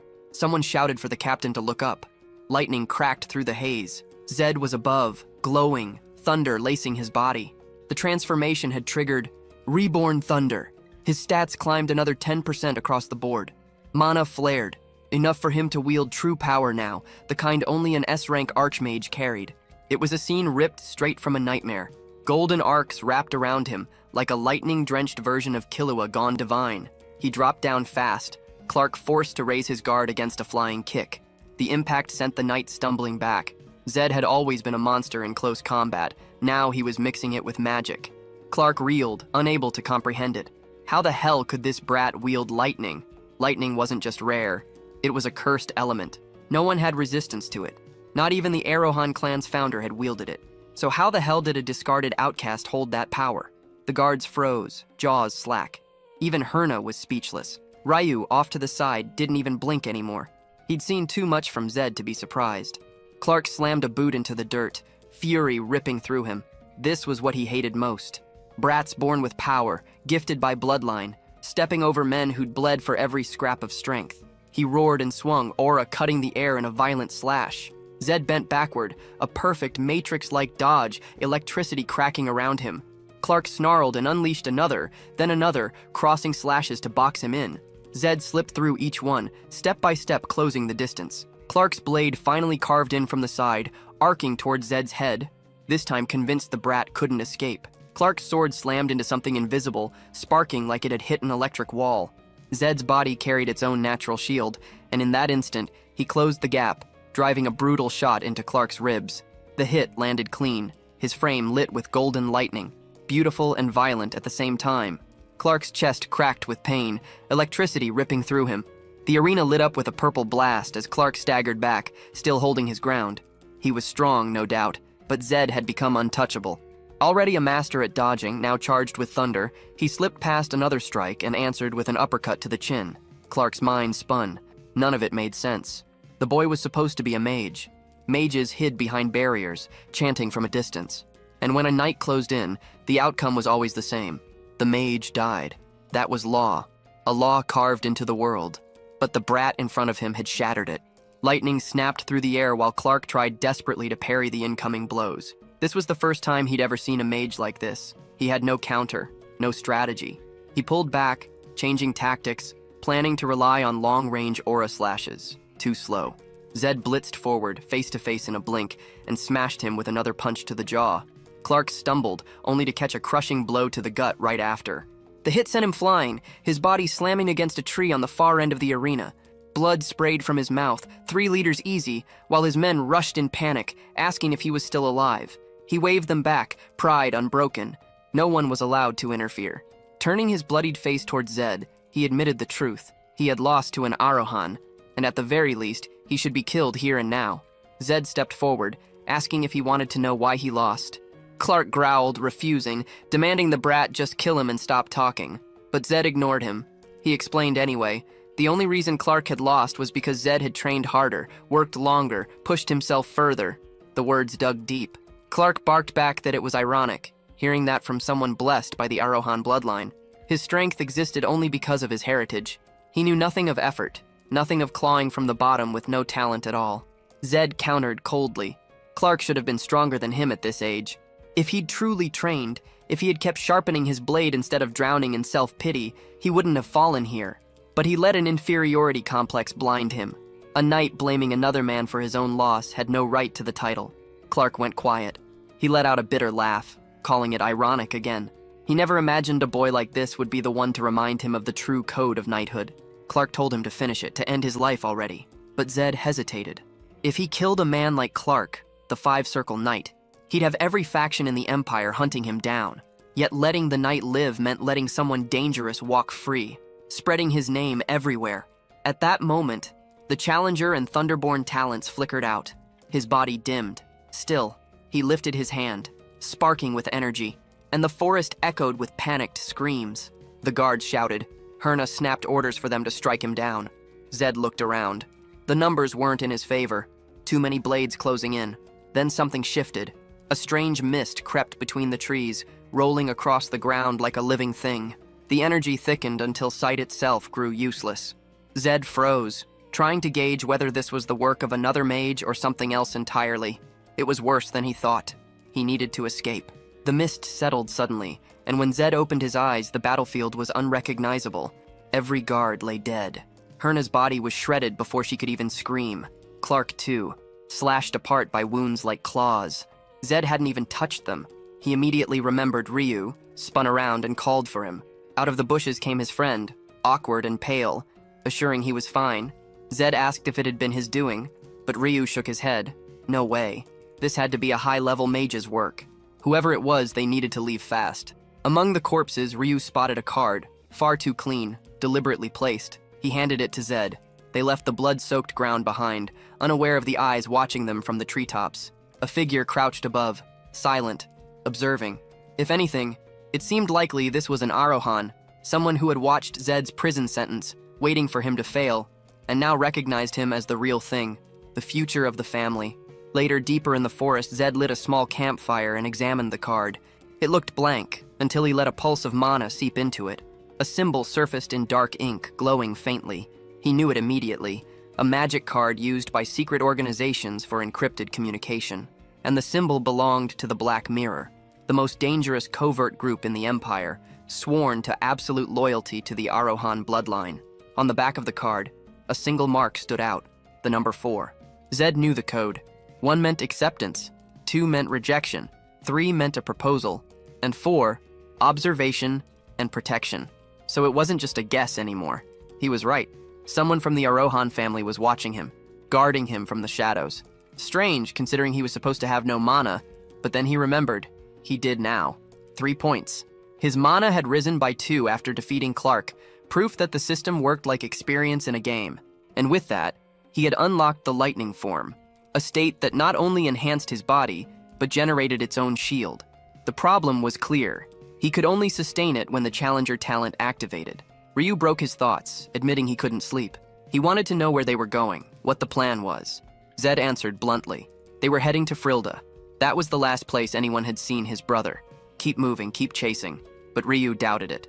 His brother might not even be there anymore, and without a carriage, reaching Frilda was nearly impossible. Zed said he knew.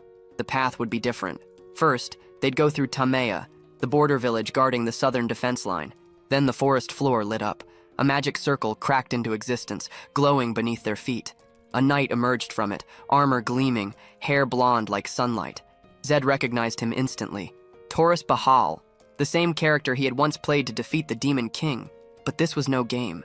Behind him, soldiers marched out of the circle, row after row, summoned for one purpose. Taurus swore he would hunt down the Arohan who had disgraced his family's name. Earlier, that same man had knelt before his lord, receiving his mission. Reports told of an Arohan who had escaped a southern prison days ago, a fugitive accused of killing guards and even innocents in the city. As Bahal's successor, it was his duty to bring justice and restore the honor of his bloodline.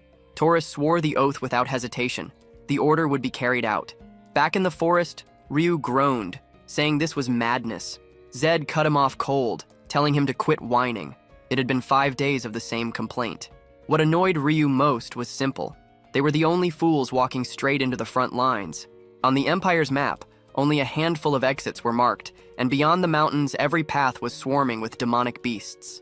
Each major family was tasked with guarding one region, and the south fell under the rule of the Bahal clan. The destination was Tamaya, a village positioned right on the front lines, one of the first places beasts usually broke through. Because of its location, it doubled as an advanced base, and held a teleportation portal. An absurdly expensive tool, so costly even nobles couldn't just walk in and use it. But Zed had plenty of money after stripping Herna clean through bets and loot. Even so, Ryu wouldn't shut up, muttering about how he had no idea how terrifying demonic beasts really were. Time slipped by, and the night fell again. Zed caught it first, the faint tremor. The ground quivered under his feet. He rose in silence, telling Ryu to prepare. Something was coming. They stamped out the campfire and slipped into the bushes. Ryu prayed it wasn't a demonic beast. Zed hoped it was, but the shaking multiplied. Not one beast, not 2, a dozen, maybe more, and that made no sense. For that many to have crossed the barrier meant it wasn't beasts at all. It was exactly what Zed feared. Taurus Bahal and his army. Over 50 men in formation moved like a wall of steel through the night. If they were lucky, they'd just pass. Zed's only prayer was that none of them would notice the campsite, but luck never held. One of the soldiers spotted the traces, pointing it out. Zed knew instantly, if they were caught, it was over. The minimum requirement for that unit was being a 5-circle knight, meaning every last one of them was lethal. Ryu's voice shook as he whispered that Zed should run. If Ryu were captured, maybe they'd spare him. But Zed, he'd be killed without hesitation. Zed shot him a glare. If he was going to say something that pathetic, at least stop trembling. And besides, he had an idea. Risky, insane, maybe it would work. The soldiers circled the still warm camp. Then a voice cut through the brush. Someone asked who they were hunting. And Zed, reckless as hell, stepped out of hiding. He called himself Zed Arohan. Madness. But he knew if they inspected the camp and felt the heat, they'd comb the whole forest. Better to face it head on. There was no way to run. If they tried and got caught mid-escape, it would be worse. Zed opened his mouth to demand a meeting with the leader, when a blade nearly tore through his throat. He raised a hand, trying to explain he only wanted to talk first, but another sword was already at his back. He felt the killing intent, ready to trigger a circle beneath his feet, when suddenly the strike was blocked. There was nothing visible between them, yet the blow had been stopped cold. Zed realized it wasn't his doing. It was the power of the unseen protector. A voice ordered the knight to stand down, and the soldier pulled back without hesitation. The rest of the unit shouted into the trees, demanding the intruder reveal themselves. Zed had suspected someone had been watching him, but never this close. And it wasn't just one figure. Shadows shifted, revealing an entire squad surrounding him, invisible until now. No wonder the Arohan name carried fear. This was the unseen power people whispered about. The celebration of that reputation didn't last. Another presence approached. The real threat was here. The Bahal successor arrived, Taurus himself, greeted with cheers from his soldiers. The Black Mirror agents recognized him instantly, whispering his name. But for Zed, the man felt more than familiar. He was the character Zed had played the longest, the one that had stayed with him until the end. Nostalgia almost pulled him away from the moment. Almost. Taurus demanded confirmation. Was this boy really Zed Arohan? Before Zed could answer, one of the Black Mirror stepped in front, silencing him. Zed narrowed his eyes, trying to piece together why they were going so far to shield him. Taurus's voice cut the air. He said at last he'd met the infamous secret organization, though he couldn't believe they dared to stand in his way. To him, this was madness. The Arohan family had crossed the line. He raised his sword high, declaring the price would be paid with their heads. Then another voice broke through, calm, sharp. That won't happen. A red circle flared beneath the Bahal soldiers, glowing hot. Zed's stomach sank. He recognized it instantly. A trap circle. This wasn't casual magic. It meant the mage had predicted every move ahead of time, and only a seventh circle mage could set a formation like that. The mage's voice rang again. Anyone who stepped out of the circle would detonate the spell. Taurus froze, blade trembling with fury. He demanded if the Arohans truly wanted a war with Bahal. The cloaked mage replied without hesitation. He'd already said it. Best to back down. Even Lord Bahal himself wouldn't want to start a war like this. Taurus ignited his blade's power again, refusing to let anyone insult the Bahal name. Zed, however, understood the truth. This was still the early stage. Taurus was only at the sixth circle, nowhere near his future strength. If a fight broke out now, every knight in the clearing would be slaughtered. But Taurus didn't care. He was already channeling Lion's Roar, a seventh circle technique, reckless and blind. Zed clenched his teeth. If the fool didn't back off, the ground would soon be littered with corpses. He told the cloaked mage to deactivate the trap circle before they all went up in flames. The hooded man shook his head. He only obeyed one master, and one of his lord's commands was absolute. Protect Zed Arohan. Nothing could override that. Zed snapped back, demanding why the man was trying to kill the Bahal successor, instead of simply protecting him. Slaughtering Taurus would only make things worse. If this assassin was truly skilled, he should be able to secure an escape without escalating it into bloodshed. Then Zed turned and shouted for Taurus to stop as well. Otherwise, he'd die here. But Taurus didn't care. He spat accusations, claiming Zed had killed innocents and prison guards. Every crime had to be answered for. Zed tried to explain it was a misunderstanding, that they could settle it with words. But Taurus was already charging, vowing the only conversation would be had when Zed was on his knees. The red circle didn't detonate. That meant the trap hadn't been triggered. But then the air itself ruptured. An explosion flared, and Ryu screamed for Zed. Taurus's sword was blocked mid-swing by a barrier thrown up by the Black Mirror squad. Even so, the impact and backlash were brutal. The shockwave ripped through the trees, and Taurus dropped to his knees, coughing blood. Zed walked forward, calm, and asked if now that he was on the ground, Taurus was finally ready to talk.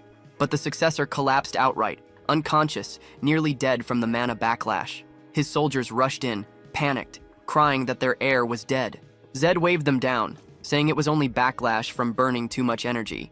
If left alone, he'd recover. Forcing it would kill him faster. The assassins hovered, already preparing to intervene, but Zed cut in. Backlash couldn't be healed by someone weaker. Only someone above Taurus's level could help, which meant only the Black Mirror could. Zed pointed straight at one of them and told him to heal the Bahal successor. The man froze, shaken. Heal a Bahal knight? The enemy? Zed's tone was cold. Taurus was an old friend. Not a lie, but definitely suspicious. The man flat out refused. He said it was impossible for the two of them to be friends. Zed reminded the mage that mages were supposed to be intelligent. Did the man really believe that killing an Arohan wouldn't ignite a full-scale war? Did he think that would accomplish anything useful? But the masked figure answered coldly that the death of the successors would actually benefit the Arohans. Zed didn't buy it for a second. He knew better. In the future, the demons would invade, and when that time came, everyone would be needed to stand a chance. His patience snapped. In one motion, he pressed his own sword to his throat. If the masked man didn't heal Taurus, he'd slit his own neck, and that meant the mission to protect him would fail. The mage stiffened, saying he couldn't act against orders. If he interfered, their lord would be furious. Zed said he didn't care. He'd carry the consequences himself. Finally, the masked man moved toward Taurus. His soldiers hesitated, blades ready, but Zed explained the only person who could heal Taurus was someone stronger than him. If they refused, the man would die on the spot. So Taurus was healed, breath returning to his chest. The loyal soldier at his side even broke down, eyes wet. And just like that, the Black Mirror squad vanished into thin air, leaving behind a single letter. Sometime later, outside the village of Inumaya, Zed stood before a tent, staring at the new card. Number 9, Abandonment, or Survival, meaning simple enough, they were on their own. Villagers whispered, asking if the mist back in the forest, the one that had butchered so many, was also the work of the Black Mirror. Zed confirmed it was, but now their shadows had left him behind. That's when he noticed something off. He asked Ryu how he knew about the organization at all. Ryu shrugged. Everyone knew. Even kids in backwater towns grew up hearing about them. Zed scoffed. A secret organization that everyone knew about. Ridiculous. But Ryu warned him, because everyone knew. That also meant everyone was watching. They could be killed anytime, from anywhere. Zed didn't flinch. There was no need to worry, not with knights who still lived by the true code of honor. Knights valued pride and principle. Mages? Mages would cut down a friend if it meant earning coin. Both sides were extreme, too absolute. But that made them predictable. With knights, you just had to strike at their sense of honor. With mages, all you had to do was name the right price. One of the knights appeared and announced that Lord Hare wanted to see him. Later, inside a tent, Taurus sat across from Zed. He started with polite chatter about tea, but Zed barely paid attention. He wasn't interested. Taurus quickly cut to the point, asking about their situation. Zed replied that he wasn't the formal type. They were both young, so they could keep things casual. Taurus asked his age, and Zed said, "In this body, 15. Another suspicious slip. He just admitted reincarnation outright like it was nothing. Off to the side, Ryu scribbled notes, amused that the two of them were warming up to each other. Taurus eventually admitted that whether he wanted to or not, he owed Zed thanks. His life had been saved because of him. Zed knew exactly what that meant. Taurus was a knight bound by pride and honor, and after playing as him for 10 years, Zed understood him better than anyone. A man like Taurus would never harm someone who saved him. But Taurus finally pushed past the small talk. He demanded clarity about the accusations, the murders of the townsfolk and prison guards pinned on Zed. Zed didn't hesitate. He explained everything that had happened. When he finished, Taurus admitted that if Zed's story was true, then defending himself had been justified. The real question was whether it was true or not. Zed countered. If it had been a lie, he could have just let Taurus die. That would have been the easy escape. Surprisingly, Taurus accepted that logic. It was enough for him. He dropped a sack on the table, a gift. Powdered manar. Zed dismissed it. If that was supposed to be an apology, it was the wrong approach. What he wanted was help finding Ryu's missing brother, Ryusei Umber. Taurus frowned, saying it didn't make sense. That kind of mission wouldn't benefit him as a mage. Zed didn't care. It was a promise he had made to his friend.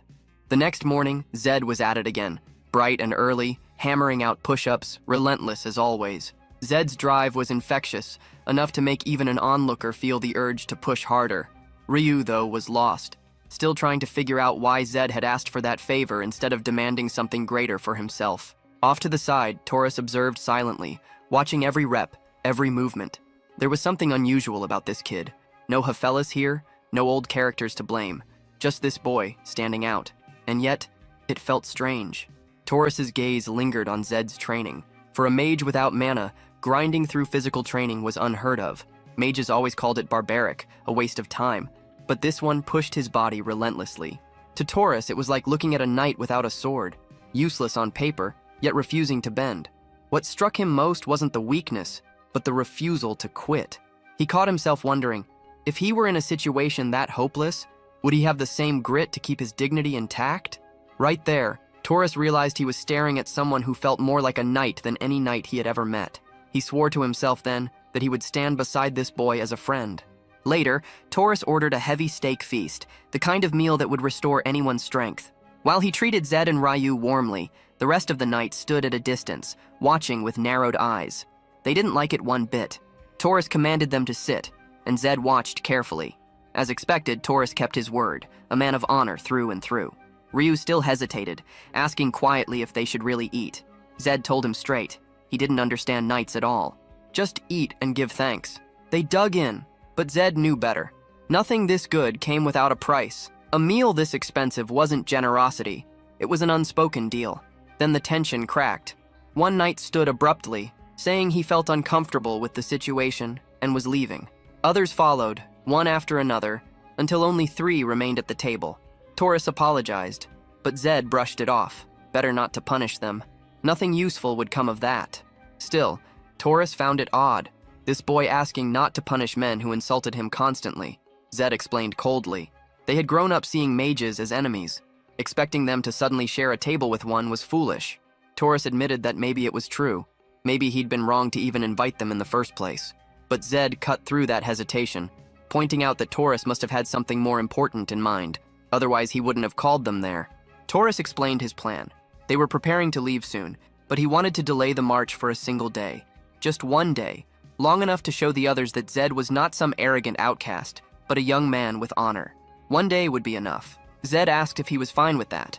Hours later, the southern border stretched before them near the wall of Inumaya. A creature was split in half, its body collapsing as one of the knights cheered.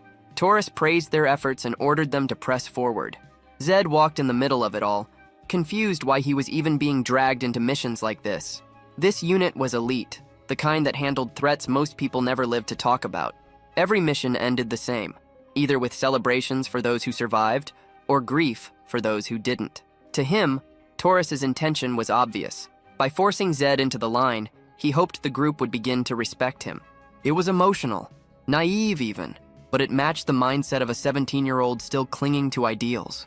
The march halted when they came across strange markings. A massive crater split the ground, and Taurus asked if anyone knew what had caused it. A knight beside him guessed it must have been an unclassified beast. Protocol dictated retreat and proper documentation. Taurus hesitated, but called retreat overkill. They weren't even in Danger Zone 1 yet. If it was new, it had to be low level. Others pushed back, arguing that even a low-ranked unknown was unpredictable and deadly. Taurus leaned toward turning back until Zed stepped forward. He identified the traces immediately. Bacillus, a mid-tier monster, dangerous but manageable with 25 knights and Taurus himself as a sixth circle fighter. Suspicion flooded the group. They asked if Zed was lying. The soldiers spat distrust, repeating the same contempt for mages. Zed snapped back, saying Arahan mages carried a broader bestiary than any knight. They weren't insulting him, they were underestimating someone above their league. He reminded them that speaking so rudely to an Arahan heir was stepping over the line. The knights bristled, muttering more insults, but Taurus cut the noise with a sharp order for silence. He turned to Zed, apologizing, admitting he'd hoped things would go more smoothly. And then the Bacillus burst out from behind the squad, its massive body breaking through the trees. Taurus shouted the command for formation, but the soldiers barely had time to dodge the monster's first strike. Taurus checked if Zed was holding up, but the boy snapped back that he should focus on the fight. He almost got his head taken off by another beast. That's when the truth hit them. It wasn't one Bacillus, it was 2. Taurus lit his aura, and in that instant he almost looked like Vlad from Stellar Swordsman, a Vlad dragged out of another world. Around him, the knights flared their aura and charged the monsters head-on. In this twisted world, it was mages who rushed close while knights launched ranged aura slashes. Explosions filled the field, but none of them left so much as a scratch on the Bacillus hide. Even Taurus faltered, shocked that their power wasn't piercing through. The monster's tail rose, spikes gleaming, and Zed barked at them to get down. No one moved until Taurus roared the command again, forcing them to throw themselves flat. But one knight stood his ground, refusing to bow to a mage's warning. Artmoy cursed at him, but it was too late. The Bacillus unleashed a storm of poisoned spikes. Those who obeyed survived. The stubborn one would have been shredded if not for Zed dragging him out of death's path. Saved by the mage kid. Pathetic. Artmoy warned them quickly. The next strike would be aimed at the ground, so lying flat wouldn't save them again. Then he told Taurus to take the left monster with the knights. The other one, the right Bacillus, was Zed's. Taurus hesitated, but Zed demanded a clear answer. Yes or no. The blonde knight finally agreed. He'd lead the squad against one beast, while Zed took on the other. Zed's lips curled into a grin. He said he was counting on them. The mage squad leapt away, leaving him face to face with the monster. Instantly, the challenger talent flared, mana flooding his veins. With 10 more mana, the lightning talent roared alive. Sparks lit his body as he called the bacillus to face him. The creature roared back, but Zed only smiled wider. Nothing thrilled him more than dangling between life and death. Luck? No. This was exactly what he wanted. The bacillus lunged, but he vaulted from one tree trunk to another, electricity crackling through the air. He dropped down from above, already aiming for its weak point. It wasn't about piercing through, it was about crushing straight down on the skull. The strike landed. The monster twisted violently, trembled, and dropped dead. Just like that, the beast was finished. Expected more of a challenge, honestly. From its mouth, he pulled out an ingredient, a crimson shard known as Demon's Breath, a rare material that, when mixed with holy water, could potentially be refined into an elixir. Zed stood there crackling with light, arcs sparking across his frame, tiny spheres of energy orbiting him. He explained to himself that an elixir was the perfect item. A small chance to boost stats for most, but for him, with everything already maxed, it meant a guaranteed increase in mana. He waved off the fallen monster, saying he was heading back to aid the knights. Taurus had been holding against the second beast, but a blow sent him flying, tearing him away from his squad and leaving him without defensive cover. Then a flare streaked upward and detonated against the basilis's head. It was Zed, stormlit and standing tall, asking without words if Taurus was still alive. Seeing the boy glowing with lightning, Taurus demanded to know what energy he was wielding. The knights froze, shocked, recognizing the answer instantly. Lightning key. Taurus asked if that was truly what he was using. Zed confirmed it casually, leaving him even more bewildered. As far as he knew, the boy had no mana at all. Zed explained that he had gained mana recently. The claim made the knight stumble in disbelief. In this world, mana wasn't something acquired. It was something you were born with. A baby might lack full circles, but the seed of mana was always there. If Zed had been born with nothing, then it should have been impossible to ever gain it. It was like someone born with 9 fingers suddenly growing a 10th. At the very least, it was unnatural. While Taurus wrestled with the thought, Zed asked to keep the item. Taurus agreed. The kill was his, the reward belonged to him. Zed smiled wide. 2 rare drops in a single hunt. Pure luck. Later, the knights huddled together, murmuring in disbelief about how the boy had slain the creatures. First off, it made 0 sense. A kid with no mana channeling lightning. Second, he fought with fists instead of casting spells from afar. That's all anyone in town could talk about. Later, in some bar, the guy Zed had smashed into the asphalt showed up to thank him. Zed brushed it off, asked if he was hurt. The man admitted he was fine only because of him. Ryu immediately demanded to know what the hell Zed had done to suddenly get treated with respect like that. Zed didn't bother explaining, just muttered that at least now they'd get more help tracking down his brother. That's when Taurus called over to them. He praised Zed outright, saying he'd actually managed to shift the knights' opinions. Then he dropped the bad news. He had to return home. He knew damn well the family head would go ballistic once he learned everything that had happened. Zed asked if he wasn't worried about catching hell for siding with an Arahant. Taurus said he'd already made peace with that. It was bound to happen sooner or later. Besides, he planned to pass through Frinda anyway to help search for Ryu's brother. From a low glance at Ryu, the two of them almost looked like villains. Yet all they talked about was how now, with a noble heir helping in the search, the odds of finding his brother just skyrocketed. Ryu, emotional, thanked them both. The next day they reached Frinda, the southern trade port. Finally, Ryu revealed the name. The one he was searching for wasn't a brother at all, but a girl. Lisa, 13 years old, with long blonde hair down to her waist. He roughly measured her height with his hand and said she'd be easy to recognize. Too adorable to mistake for anyone else. Nothing dangerous about a little girl wandering the world alone, right? Zed said they needed to check the records. Slaves already sold and those still up for sale. Basically every house that dealt in that filthy business. The knight agreed. Then Zed told Ryu they'd start with the merchant he once worked for. Soon after, they stood in front of a guarded entrance. Zed told Ryu he couldn't go inside. Meanwhile, he was already dressed in a sharp suit, ready to play the role. Obviously, he'd go in as a buyer. At the door, the guard, trying to act like a big shot, instantly bowed, saying it was an honor to receive someone so distinguished, without even knowing who the hell Zed actually was. The man asked if the boy was searching for something specific, and Zed demanded to know if this was Hamel's trading firm. The man corrected him coldly. This was a slave market. Suddenly he stood up, declaring that the kid clearly wasn't a noble and should leave while he still could. Zed found the claim strange, answering that he wasn't noble. The man scoffed, saying true nobles always referred to slaves as nothing more than products. Since Zed had asked about a trading firm, it exposed him as an outsider. Zed told him to cut the nonsense, but the man insisted he must have been sent by someone named Devio. That earned him a curse and a fist to the face. 10 seconds later, he was wrecked, bloodied, slapped hard across the jaw as Zed demanded answers. The truth came out.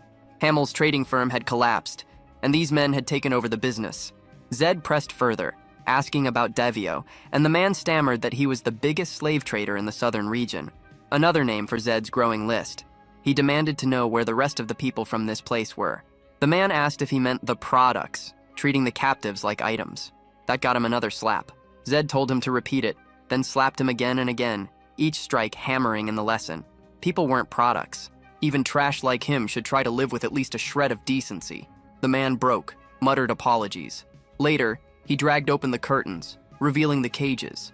Behind the bars, worn-down men and women sat chained, faces hollow, spirits crushed. Zed asked if that was all, and the man nodded. There were no children, no blonde girl, nothing matching Ryu's sister. It wasn't surprising. Children were the most expensive slaves on the market. A girl like the one Ryu described had almost certainly been sold long ago. Zed turned to the man and told him he was lucky. Today he had the chance to become a decent human being. All he had to do was bring all the money from the firm and the prison keys. Next scene, the man was the one locked behind bars. Zed left him there, telling him it was his turn to live that life. Outside, the freed slaves bowed and thanked him. He had stripped the slavers of their money and shared it among the liberated so they could start over. A golden-hearted boy covered in grit and lightning, leaving ruin behind him. Zed took the chance to sit with the freed captives, listening to their stories and pulling pieces of information about this world. One of them, a white-haired man, introduced himself as Gordon and said he had once worked as an assistant to the Cherville family. Zed told him that if he had served those people and lived to tell it, then he was already lucky. Gordon agreed, saying the heavens must have been on his side back then. The Chervilles had been the most powerful blacksmithing family, the Empire's go-to during wars and crises for magical tools and weapons. But after betraying the Empire, every last one of them was executed. Their name erased, their techniques wiped away, their legacy buried. The Empire, in its arrogance, hadn't spared even a single descendant. And now, with the growing tide of magical beasts, the absence of their craft was bleeding the Empire dry. Gordon's hands, scarred and broken, told the rest of the story. Just past glory, nothing more. Zed admitted it was tragic, seeing such mastery vanish into history. Then Gordon leaned closer, promising to share a secret, a gift of gratitude only because Zed had saved him. Zed nodded. Even so, Gordon glanced around, cautious before leading him outside. There, he revealed the truth. The Cherville's heir, Lactove, still lived. His assistant had died in his place, letting him escape. He had changed his appearance, even scarred his own face, vanishing without recognition. If the plan had worked completely, he was probably hiding somewhere in Myers. For Zed, it was a valuable piece of intel, but also a complication. Someone hunted for treason wouldn't be easy to track down. Gordon only asked that Zed never bring harm to Lactove. Back inside, they ate. Ryu chewed half-heartedly, looking defeated. Zed pressed him, saying he couldn't lose hope just because his sister wasn't found in the first den they checked. Bigger fish were still out there. W.O., for example. The name alone made Gordon's face darken. He warned them to tread carefully. W.O. was leagues above the slavers they'd crushed. Zed, cocky, said he wasn't worried. He had a Bahal squad at his back. Gordon shook his head, insisting Zed had no idea. Devio's network stretched across the entire empire, and one rumor was louder than the rest. His most important client was none other than the Arahan family. Zed stayed silent. Underneath the disguise of his blue lens, no one in that room had any clue they were speaking directly to one.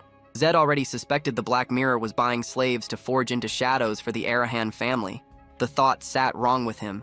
Why would the Arahans bother coming this far south just to buy bodies? Gordon had an answer, because the prices here were unbeatable. And if the Arahans scooped up all the prime slaves, the southern houses would be left crippled. Zed paused, then admitted it sounded exactly like something the Arahan clan would pull. The problem was clear. If the Black Mirror was protecting DeVito, any move against him without revealing his true identity could trigger open war between Bahal and Arahan. Ryu's voice cracked when he called for Zed, guilt written all over his face. His request was becoming a storm that would consume them both. Zed told him not to carry the weight. This wasn't just about his sister anymore. It was about cutting rot from the roots. Slave traders were going to be wiped out anyway, one by one, sooner or later. The next day, he stood before DeVito's domain. A slave market dressed up like an imperial palace fused with a church. Zed walked in like a noble, silent, cold. The air shifted. Everyone inside froze, startled by his presence. A brood at the front demanded to know what he thought he was doing. Zed only wanted one thing: DeVito's location. The guards warned him he had no idea where he was standing, that even young nobles could disappear in a place like this. Zed's hand brushed toward his eye, and his voice cut sharp. Arahan dogs always reeked of arrogance. Then the lens slipped, revealing the red glow beneath. In an instant, the room collapsed to its knees, men groveling, begging for mercy.